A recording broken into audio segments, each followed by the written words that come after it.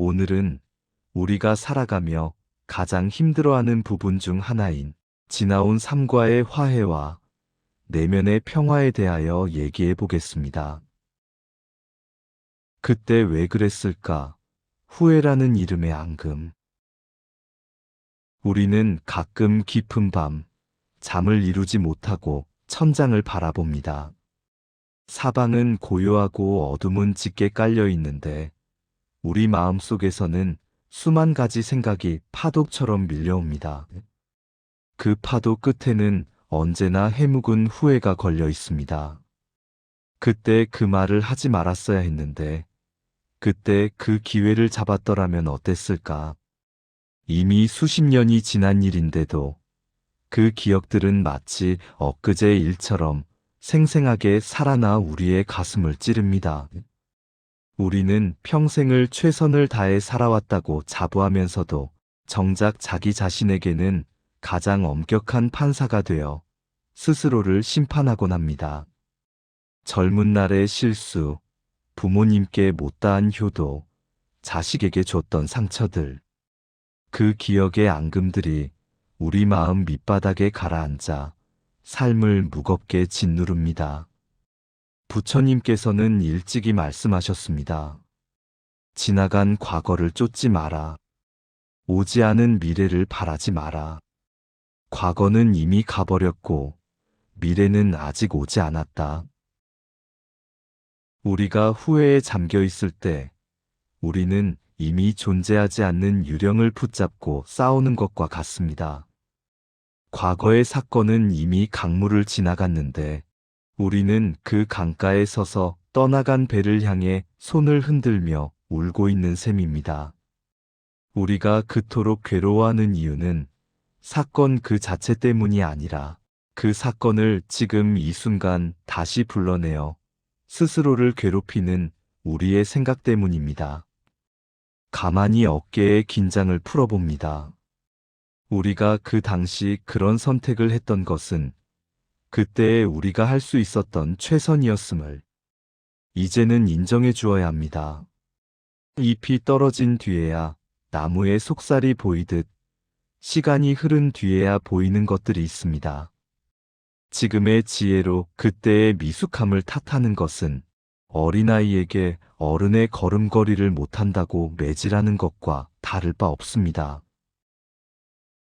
부처님의 가르침이 담긴 법구경에는 이런 대목이 있습니다.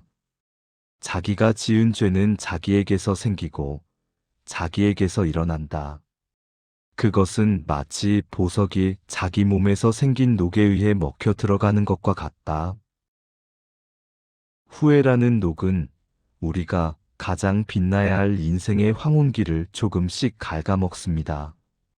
우리가 과거의 나를 용서하지 못할 때 우리의 마음은 딱딱하게 굳어버린 돌덩이가 됩니다.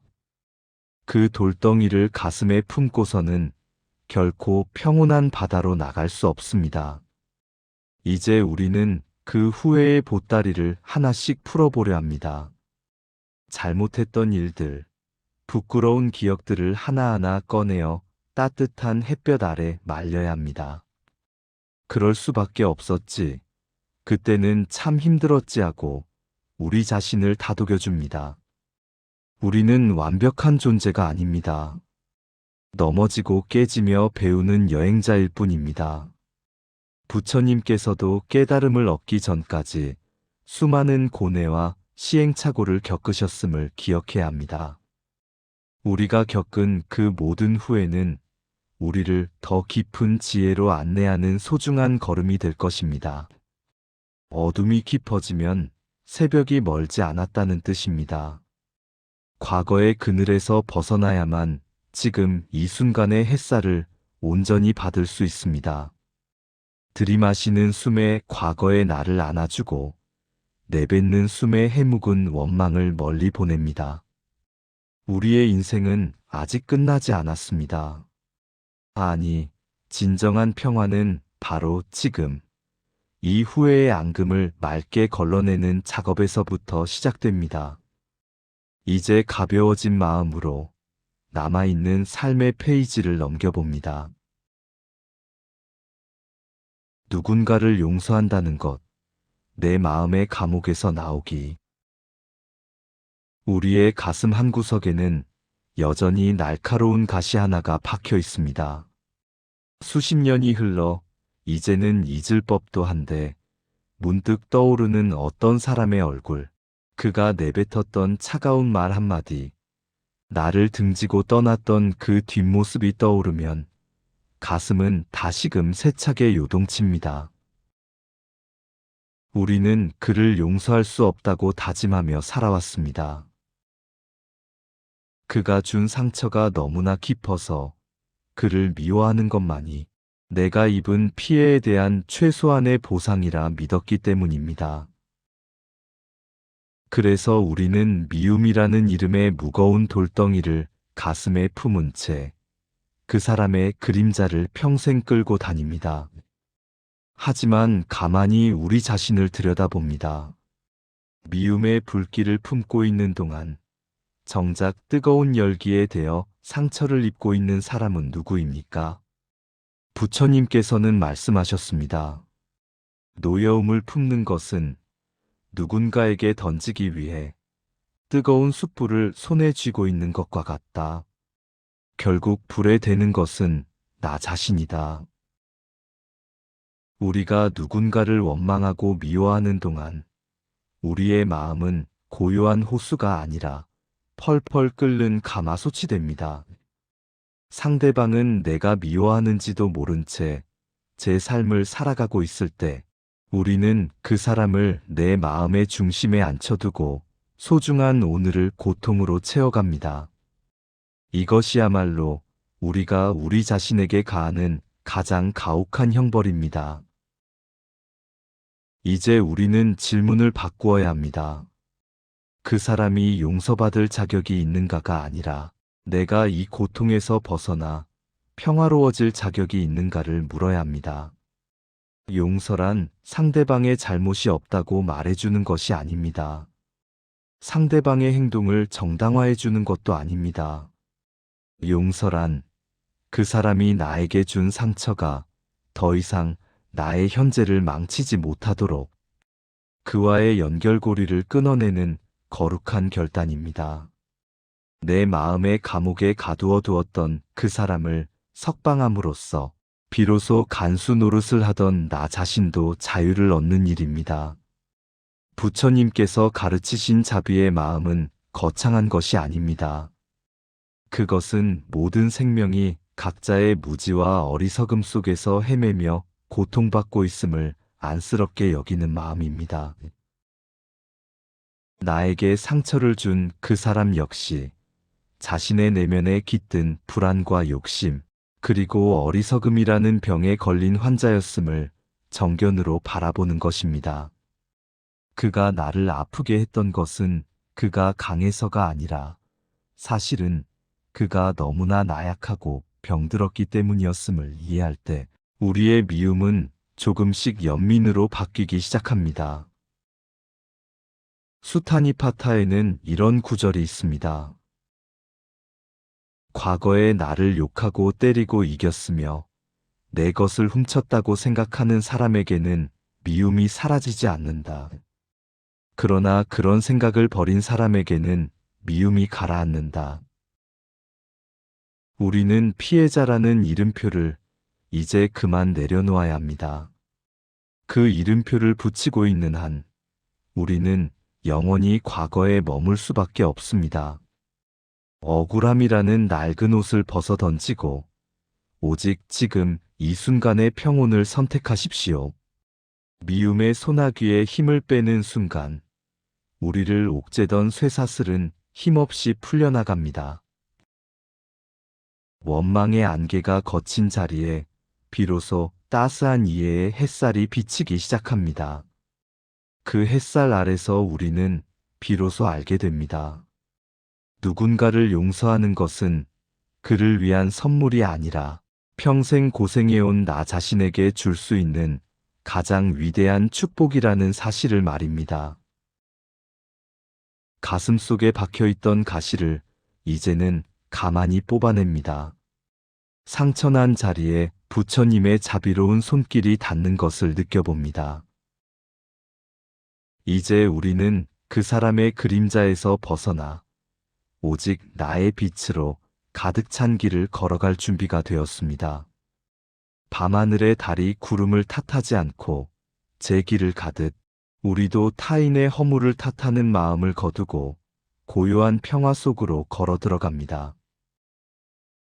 미움이 떠난 자리에는 어느덧 맑은 향기가 피어오릅니다. 늙어가는 육신과 마주하기, 변하지 않는 것은 없다. 어느 날 아침, 세수를 하려다 멈칫 거울 속에 한 사람과 눈이 마주칩니다. 분명 매일 보던 얼굴인데 오늘따라 유독 낯설게 느껴집니다. 눈가에 깊게 팬 주름은 그늘을 만들고 머리칼 사이사이에 내려앉은 흰 눈은 이제 감출 길이 없습니다. 팽팽했던 피부는 탄력을 잃고 무릎과 어깨는 비가 오기 전날이면 어김없이 묵직한 신호를 보내옵니다. 우리는 이 변화 앞에서 당혹감을 느낍니다. 마음은 여전히 청춘의 들판을 달리고 있는데 몸은 자꾸만 뒤처져 숨을 헐떡입니다. 예전에는 가볍게 들던 가방이 천근만근 무겁게 느껴질 때 우리는 비로소 세월이라는 보이지 않는 손이 우리를 붙잡고 있음을 깨닫습니다. 늙어간다는 것, 그것은 마치 소리 없이 내리는 가을비처럼 우리의 삶을 조금씩 적셔오고 있었습니다. 하지만 우리는 왜 이 당연한 변화를 슬퍼하는 것일까요? 부처님께서는 이 세상의 모든 형성된 것들은 반드시 변한다는 무상의 진리를 가르치셨습니다. 태어난 것은 반드시 죽고, 모인 것은 반드시 흩어지며, 만들어진 것은 반드시 부서진다. 이 준엄한 말씀은 우리를 겁주려는 것이 아닙니다. 오히려 우리가 붙잡을 수 없는 것을 붙잡으려 애쓰느라 겪는 고통에서 우리를 해방해 주려는 자비의 외침입니다. 가만히 숲의 나무를 바라봅니다. 봄에 튀운 연두빛 새싹이 여름의 무성한 초록을 거쳐 가을의 붉은 단풍이 되는 것을 우리는 아름답다고 말합니다. 낙엽이 되어 땅으로 돌아가는 것을 보고 패배했다거나 망가졌다고 하지 않습니다. 그것은 그저 나무가 제 소임을 다하고 다음 생을 준비하는 가장 장엄한 뒷모습일 뿐입니다. 우리의 육신 또한 그 나무와 다르지 않습니다. 지금 우리의 주름은 우리가 치열하게 살아온 훈장이며 굽은 허리는 세상의 무게를 기꺼이 짊어지느라 애쓴 사랑의 기록입니다.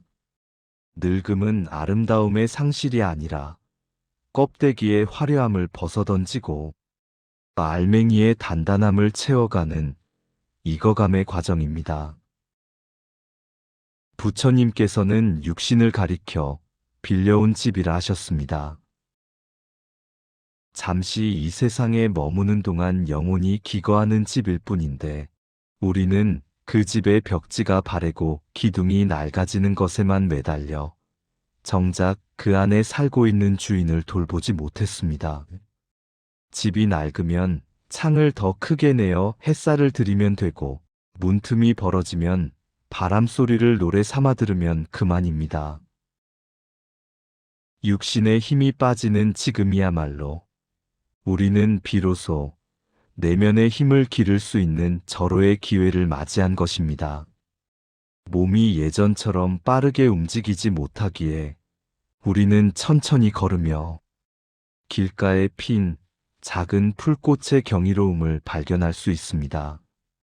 귀가 조금 어두워지기에 세상의 시끄러운 소음 대신 내 마음속 깊은 곳에서 울리는 진리의 소리에 더 집중할 수 있습니다. 우리는 이제 거울 속의 나에게 미소를 지어 보입니다. 그동안 참 고생 많았다. 이 몸으로 자식을 키우고 일터를 일구고 세상을 버텨내느라 정말 애썼다. 고마움을 전하는 순간 서글펐던 마음은 어느덧 따뜻한 안도로 변합니다. 변하는 것을 변하지 않게 하려는 집착이 괴로움을 만듭니다. 흐르는 물을 막으려 하면 홍수가 나지만 물길을 따라 함께 흘러가면 바다에 닿습니다. 늙어가는 육신을 저항의 대상이 아닌 자연스러운 흐름으로 받아들일 때 우리는 비로소 나이듦이 주는 진짜 선물인 평온을 받게 됩니다. 육신이라는 낡은 옷은 조금씩 헤어질지 몰라도 그 옷을 입고 있는 우리의 영혼은 갈수록 맑고 투명해지고 있습니다. 이제 우리는 거울 앞에서 고개를 돌리는 대신 그 깊고 그윽해진 눈빛을 사랑하기로 합니다.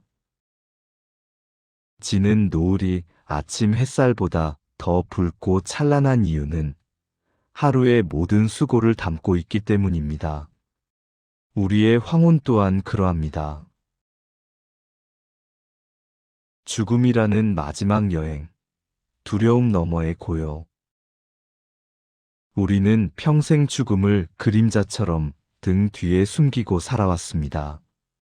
그것이 마치 존재하지 않는 것처럼 외면하기도 하고 어쩌다 그 이름을 마주할 때면 가슴이 철렁 내려앉는 공포를 느끼기도 합니다. 죽음은 늘 우리에게 불청객이었고 사랑하는 모든 것을 앗아가는 차가운 이별의 이름이었습니다. 하지만 가만히 숨을 고르고 생각해보면 죽음은 한 번도 우리를 떠난 적이 없습니다. 우리가 들이마신 숨을 내뱉지 못하는 그 찰나의 순간에도 죽음은 우리 곁에 머물고 있습니다. 부처님께서는 죽음에 대해 이렇게 말씀하셨습니다. 태어남이 있기에 죽음이 있고 인연이 닿으면 흩어지는 것이 우주의 이치이다. 오고감에 매달리지 않는 자만이 영원한 평온에 든다. 우리는 죽음을 사라지는 것이라 생각하기에 두려워합니다. 하지만 부처님의 눈으로 본 죽음은 사라지는 것이 아니라 옷을 갈아입는 것과 같습니다. 낡고 해진 옷을 벗어 던지고 고생한 육신이라는 무거운 외투를 내려놓은 뒤 원래의 자유로운 빛으로 돌아가는 과정입니다. 잠시 눈을 감고 상상해 봅니다. 하루 종일 먼 길을 걸어온 나그네가 날이 저물어 마침내 편안한 집에 도착합니다. 신발을 벗고 땀에 젖은 옷을 갈아입고 깊은 잠에 빠져듭니다. 그 잠은 사라지는 것이 아니라 내일의 새로운 아침을 맞이하기 위한 가장 깊은 휴식입니다. 죽음 또한 우리 인생이라는 긴 하루 끝에 찾아오는 가장 안락한 침상과 같습니다. 우리가 죽음을 두려워하는 진짜 이유는 아직 이 세상에 두고 가는 것들에 대한 미련 때문일지도 모릅니다. 내가 이룬 재산, 내 이름 석자, 그리고 끝내 눈에 밟히는 자식들. 하지만 부처님께서는 가르치십니다. 올 때 빈손으로 왔으니 갈 때도 빈손으로 가는 것이 순리이다. 이 빈손은 허무가 아닙니다. 오히려 아무것도 쥐지 않았기에 무엇에도 걸림이 없는 데 자유를 뜻합니다. 움켜쥔 주먹을 펴야만 넓은 하늘을 품을 수 있듯이 마지막 순간에 우리가 모든 집착을 놓아버릴 때 우리의 영혼은 비로소 육신이라는 좁은 감옥을 벗어나 무한한 우주의 품으로 돌아갑니다.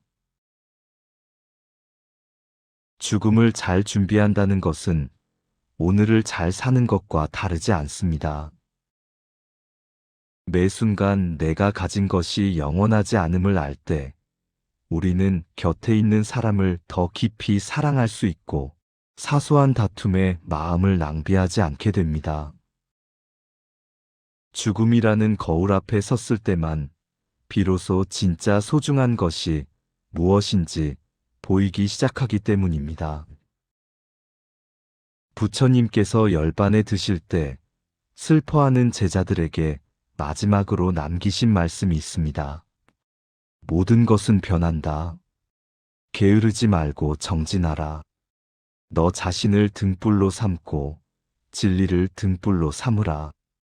이 말씀은 죽음 너머에도 우리가 의지할 수 있는 변하지 않는 빛이 있음을 알려주십니다. 우리가 평생 닦아온 자비의 마음, 누군가에게 건넸던 따뜻한 말 한마디, 진리를 향했던 그 맑은 정신은 육신이 흩어져도 사라지지 않는 우리의 진짜 재산이 됩니다. 이제 우리는 죽음을 향해 미리 겁먹지 않기로 합니다. 그것은 무서운 파괴자가 아니라 우리를 근원적인 평화로 안내하는 인자한 안내자입니다. 숲의 나무가 낙엽을 떨구어 흙으로 돌아가고 그 흙이 다시 봄꽃의 자양분이 되듯 우리의 생 또한 거대한 생명의 바다 안에서 쉼없이 흐르고 있을 뿐입니다. 마지막 숨을 내뱉는 그 순간 우리는 공포가 아닌 감사의 마음을 가질 수 있습니다. 이 몸으로 참으로 많은 것을 경험했습니다. 사랑했고 배웠고 이제는 기꺼이 돌아갑니다.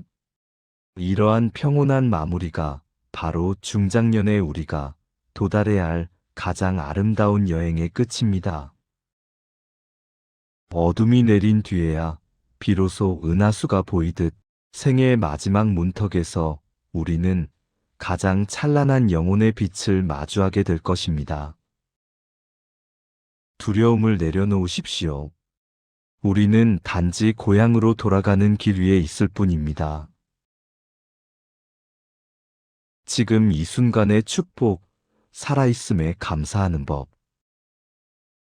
죽음이라는 긴 여행의 끝을 머릿속에 그려보고 나면 역설적이게도 지금 우리가 내뱉고 있는 이 숨 한 번이 얼마나 눈물겹도록 귀한 것인지 알게 됩니다.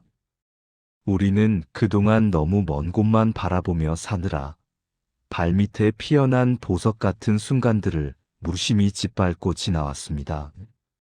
행복은 내일의 성취에 있는 것이라 믿었고 평화는 모든 문제가 해결된 먼 미래에나 찾아올 손님이라 생각했습니다. 하지만 이제 가만히 멈추어 서서 지금 이 자리를 느껴봅니다.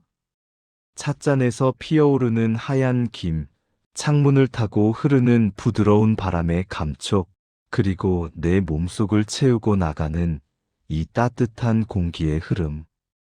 이 사소한 것들이 사실은 우리가 그토록 찾아 헤매던 삶의 정수였음을 우리는 이제야 비로소 깨닫기 시작합니다.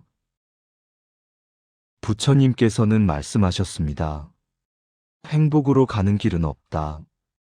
행복하게 걷는 그 길이 바로 행복이다.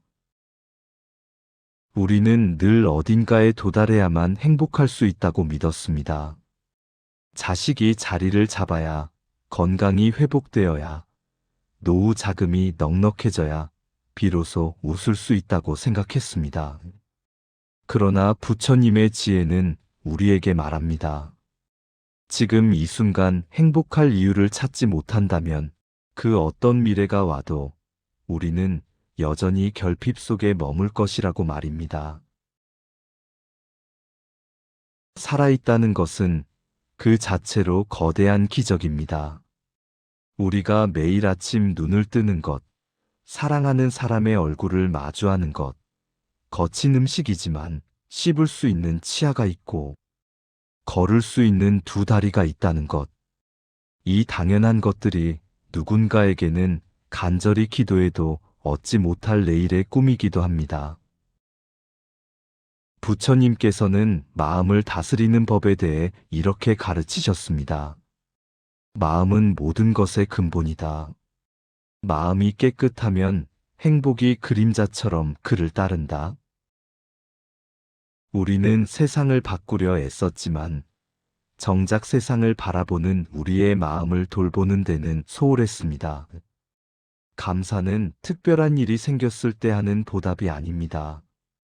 감사는 지금 이 순간 내가 존재하고 있음을 온전히 자각할 때 터져나오는 영혼의 감탄사입니다. 오늘 하루 우리에게 주어진 평범한 일상을 성찰의 시간으로 채워봅니다. 천천히 밥을 씹으며 그 쌀알이 맺히기까지 들었던 햇살과 바람을 느껴보십시오.